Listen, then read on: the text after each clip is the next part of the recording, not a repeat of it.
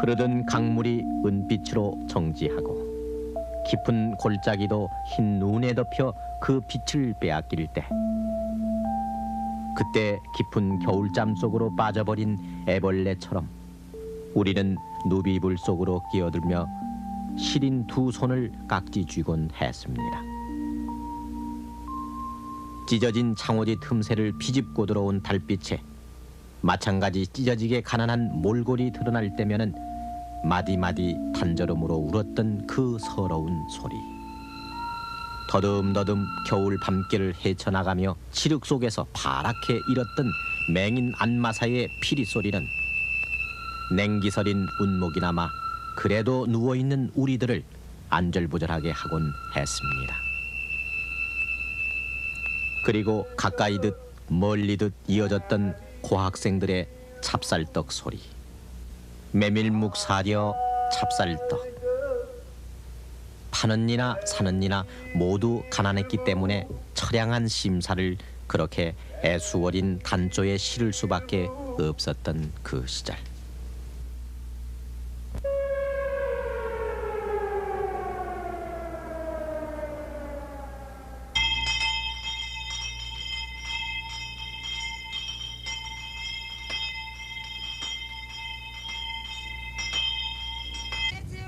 지금은 미로 속으로 사라진 그 겨울밤 소리.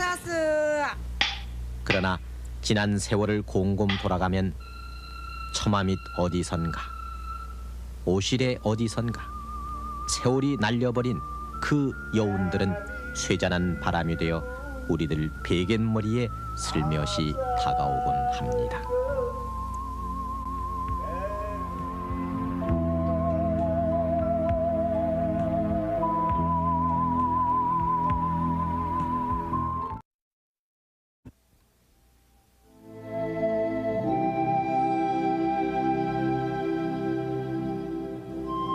잘못 마마를 알아 우리 몸 어디엔가에 있는 마마 자욱처럼 우리의 언젠가의 모자원이라는 낱말이 있습니다. 어머니와 아이만이 산다는 모자원. 팔부능선 어느 기슭에서 포연에 가리운 채 묘비명 하나 없이 떠났던 남자. 망각의 바람결에 묻혀 악몽은 사라지는 듯 했으나 그러나 하루 또 하루의 생존을 위해 전쟁이 지나간 그 자리에서 또다시 처절한 포복을 해야만 했던 미망인과 유복자와 이산 가족의 몸부림이 그 시대에 있었습니다. 미아리 눈물고개, 이미 넘던 이별고개, 화양연기 앞을 가려 눈 못 뜨고 헤매일 때 그 유행가의 가락은 이미 노래를 넘어 벌거숭이로 남은 전쟁 미망인에겐 절절한 통곡으로 울려왔습니다.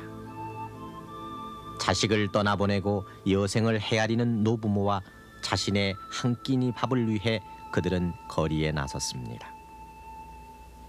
그리고 유복자와 숱한 전쟁 고아들, 구두를 닦고 넝마를 줍다가 혹은 끔도 팔았고, 그리고 어리고 여린 목숨을 부지하기 위해 지나는 아저씨 아주머니의 오발을 붙들고 애걸을 해야만 했던 1950년 후반 우리의 모습이었습니다. 사지 멀쩡한 청년 장년이라고 도시 나을 게 없었습니다.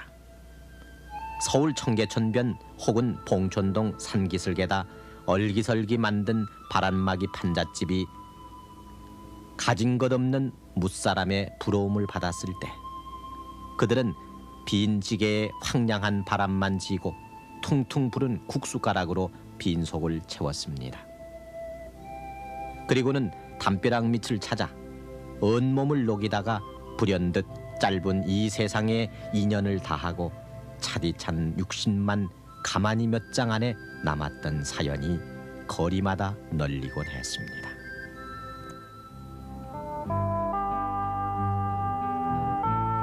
한 돌에 불기도 없이 체온으로만 버티던 그 시대.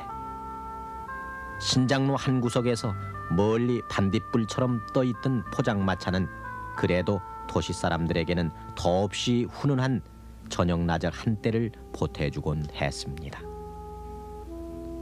함석으로 통을 만들고 카바이트를 녹여 불꽃을 당겼던 간데라 펜, 막소주 몇 잔에 오뎅 국물의 향연이 그럴듯하게 어우러졌습니다.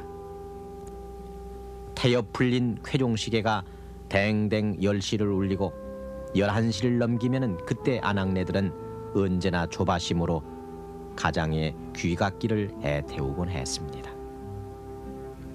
졸아든 된장 뚝배기를 몇 번이나 불에 얹었다 내렸다 하다가는 마침내는 동네 버스 정거장에 나갔던 것인데, 낯선 손님 한둘만 하차시키고는 오라이를 외치며 문짝을 탕탕 치는 총각 차장이 야속하기도 했고, 막차가 끊길라 지아비 걱정에 속을 태웠습니다.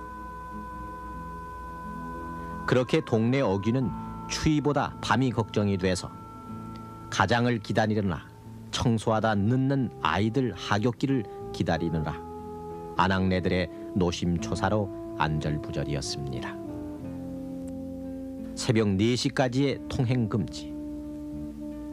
한자와 일본어로 된 이 한 장의 전단은 이 땅의 밤의 자유를 꼼짝없이 감금시켜버렸습니다. 해방이 되고 14흘 만에 패전국 일본의 경기도지사의 이름으로 던져진 이 전단은 그 후 36년간 우리들을 야음 속에서의 고통을 강요해왔습니다. 통행하지 말라는 사이렌이 울렸어도, 그러나 우리 살림을 짤짤 훔쳐가는 좀도둑은 통금 사이렌에 아랑곳 않던 시절이었습니다. 고추장독을 퍼내가기도 하고, 빨아서 미처 마르지도 않은 헌옷가지를 걷어가기도 하고, 있는 집에 쌀독을 몇 되박 비워내는 것이 고작이었지만, 어쩌다가 보물처럼 귀하게 여기던 제니스 라디오라도 한 대 잃어버리는 날에는 그 소문은 며칠씩이나 온 동네에 파다했습니다.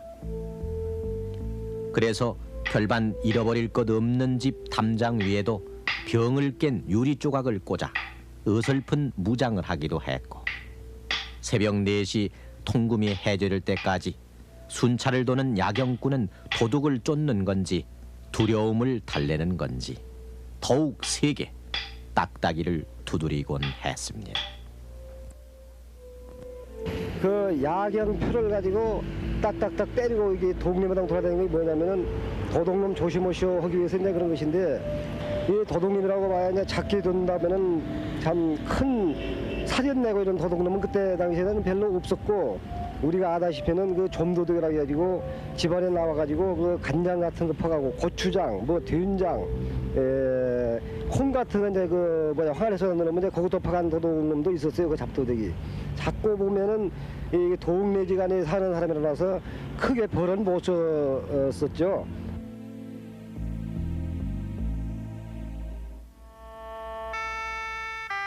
배급살에 일희일비 안색이 달라졌던 그해 겨울밤, 어둠보다 먼저 추위가 엄습해오면은 텅 빈 골목길을 겨울바람에 섞인 맹인 안마사의 피리 소리가 찬바람에 흔들려 울곤 했습니다.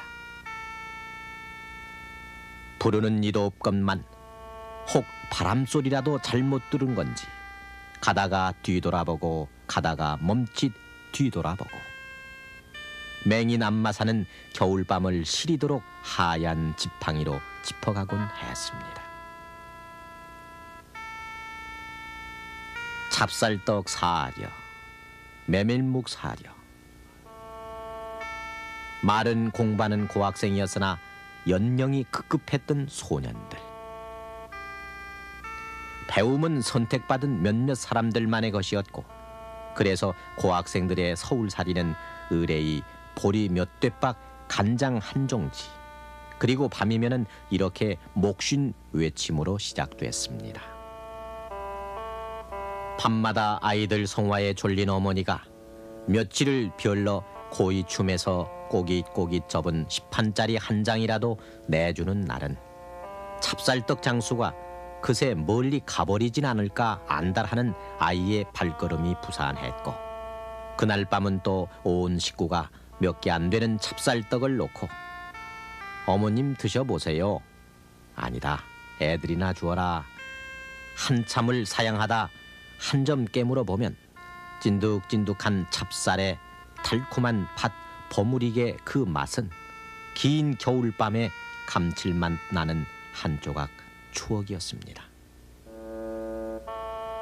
서울 아현동이나 영천시장에서 떼온 말랑말랑한 찹쌀떡은 나무 상자 한 통 다 팔아봐야 잔돈 몇 푼에 지나지 않는 것이었지만 그나마도 안 팔리는 날이 많아 딱딱하게 굳기가 일쑤였고 찹쌀떡 사려 메밀묵 사려 외쳐대던 고학생의 목젖은 사흘이 멀다 하고 쉰 소리를 내야 했습니다.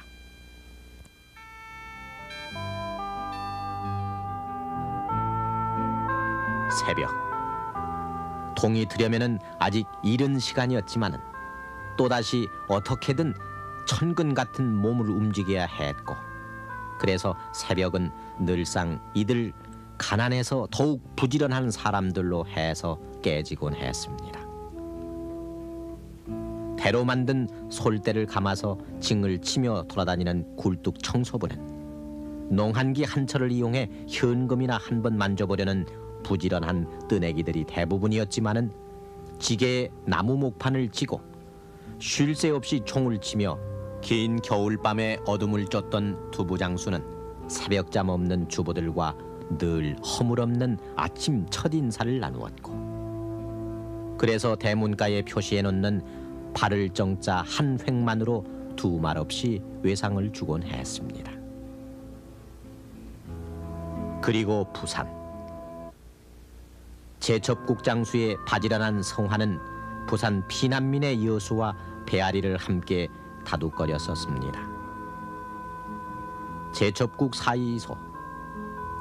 사이소 누더기로 감싼 항아리를 또아리로 이고 이 골목 저 골목 기웃거리며 끝도 없이 외쳤던 아주머니와 뽀얗게 우러난 국한 사발로 숙취를 달랬던 그때 속없이 좋았던 주당들.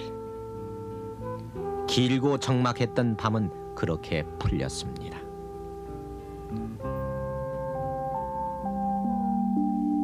일본인 도지사가 뿌린 전단이 우리의 밤을 붙잡은 채 망연히 흘러갔던 36년이라는 세월.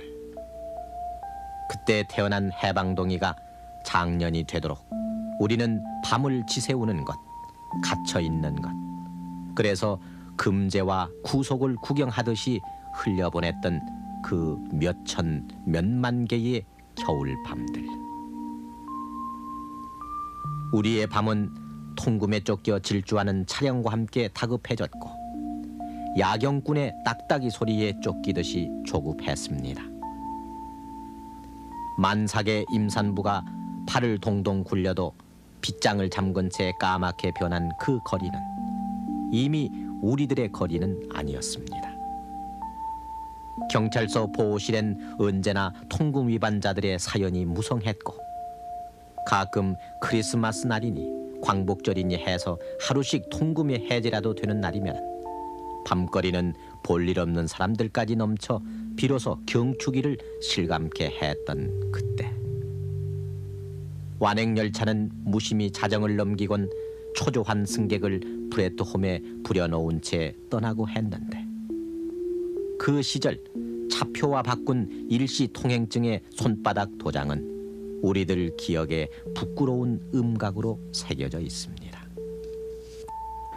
정상적인 운행을 못할 때 남부지방에 비가 많이 왔을 때는 서울에 도착하는 열차가 통금에 저촉받을 경우가 있었죠.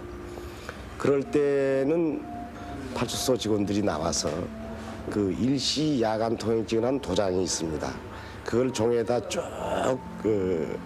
인쇄를 해놨다가 열차에서 내린 손님들에게 표를 받으면서 그걸 주면서 버스를 타시게 해서 가시도록 했죠. 막 그 경우에 이제 또 저희들이 예상했던 인원보다 조금 많을 때 종이가 용지가 없을 때는 부득이 손바닥에다가 도장을 찍었으니 이건 이렇게 좀 몇 명은 양질해 주십시오 해가지고 집이 귀가하는데 시장이 없도록 하는 사례도 있었고.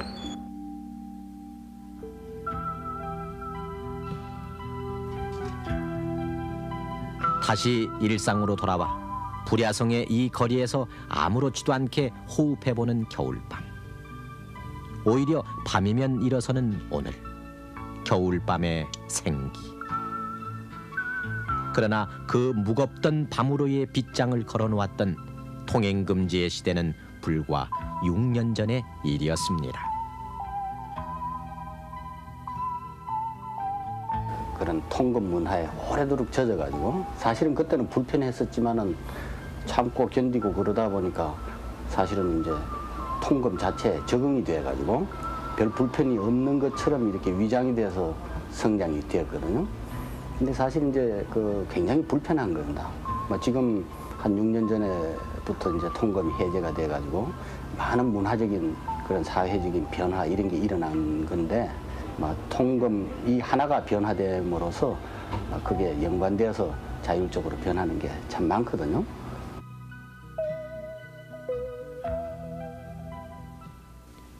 뜨끈한 아랫목에서 혹은 아파트의 베란다에서 우리가 잃어버린 그 소리는 겨울밤 북풍을 맴돌다가 나지막하게 다시 들려오고 있습니다. 긴 밤이 우리의 대문을 잠그게 하고 드디어는 겨울이 우리의 핏길을 가시게 하고 그래서 밤으로만 움츠려들었던 그 시절. 서러운 단조로 울었던 안마 사이의 피리 소리에 어느새 잠이 들다가 딸랑거리는 투부장수 종소리에 대문을 열었던 토막난 채 버려졌던 그 겨울밤 소리들이